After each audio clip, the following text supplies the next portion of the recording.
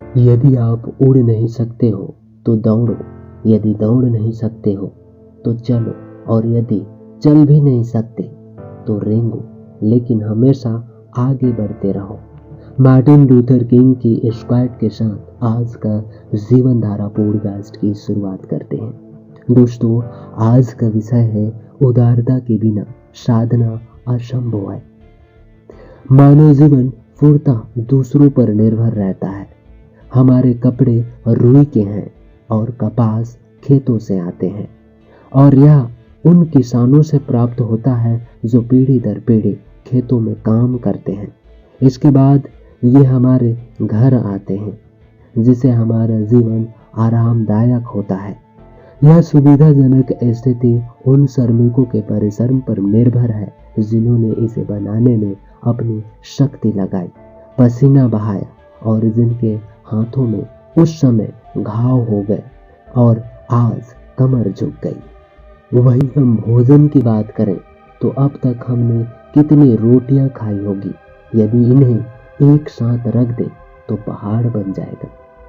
अब तक हमने जितना दूध पिया है, इससे दूध का तालाब बन जाएगा। ये सभी चीजें आकाश से नहीं आते, बल्कि अनेक श्रमिकों के कठिन परिश्रम से पैदा होते हैं। यहाँ तक कि लोगों के बड़े बड़े नाम, प्रसिद्धि भी दूसरों द्वारा ही दी जाती है। यदि एक ही व्यक्ति हो तो किसी के प्रसिद्धि होने की संभावना कैसे हो सकती है? इस प्रकार खाना, कपड़ा और मकान सभी तो दूसरों को ही देन है। हमारे जीवन की बुद्धिमानता पूर्वक से दूसरों पर ही निर्भर है। हो सकता है कि सभी व्यक्तियों ने जानबूझकर हमारे लिए कुछ न किया हो, लेकिन इनका काम हमारे लिए उपयोगी है। इसलिए हमें इनकी कृपा का ज्ञान होना चाहिए और इसका स्मरण रखना चाहिए। हमें ज्ञात रहना चाहिए कि अन्य व्यक्ति भले ही किसी प्रेरणा भाव से हमारी सहायता नहीं करते, पर हम इनके योगदान और प्रयासों पर अपने जीवन के लिए निर्भर तो रहते हैं। इस भाव से विचार करने और अन्य लोगों के कृपा भाव का स्मरण करना बड़ी व्यापक साधना हो जाती है। करुणा भाव, कृपा भाव और प्राणी मात्र के कल्याण भाव की साधना करना बहुत अच्छा होता है। कभी कभी मैं मानव मस्तिष्क की शक्ति देखकर एकदम अद्भुत हो जाता हूँ।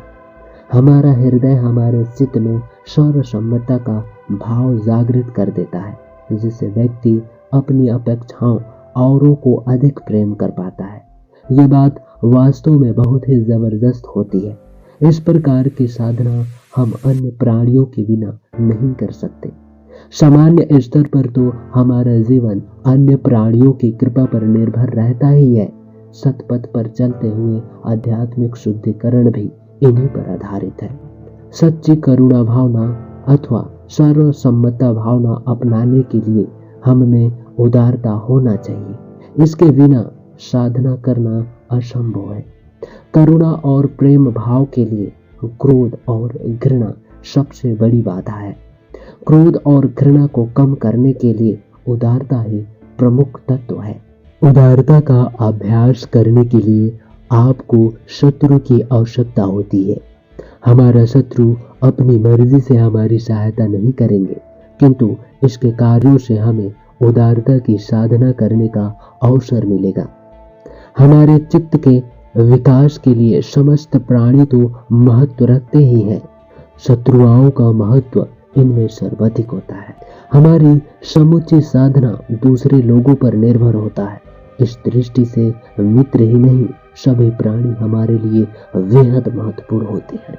हमें दूसरों को भी अपना ही समझना चाहिए। जब कोई दूसरे प्राणी को हानि पहुंचाता है तो यह सोचना चाहिए कि वह हमें हानि पहुंचा रहा है।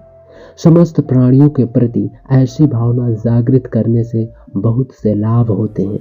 हमारा आध्यात्मिक विकास होता है, उच्च स्थान अवस्था प्राप्त करना संभव होता है, और तो और भविष्य में अच्छी योनि में जन्म मिल पाता है।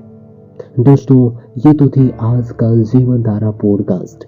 यह पॉडकास्ट आपको कैसे लगी नीचे कमेंट बॉक्स में जरूर कमेंट कीजिए, और ऐसे ही प्रेरणादायक पॉडकास्ट सुनने के लिए ज़रूर सब्सक्राइब कीजिए हमारी प्रेरणा। इस पॉडकास्ट को आप यूट्यूब पॉडकास्ट के अलावा गूगल पॉडकास्ट, स्पॉटिफाई, एंकर और खबरी जैसे तमाम ऑडियो प्लेटफॉर्म पे भी सुन सकते हैं। किसी नए विषय के साथ आपसे फिर मुलाकात होगी। तब तक के लिए सुनते रहिए हमारी प्रेरणा। धन्यवाद।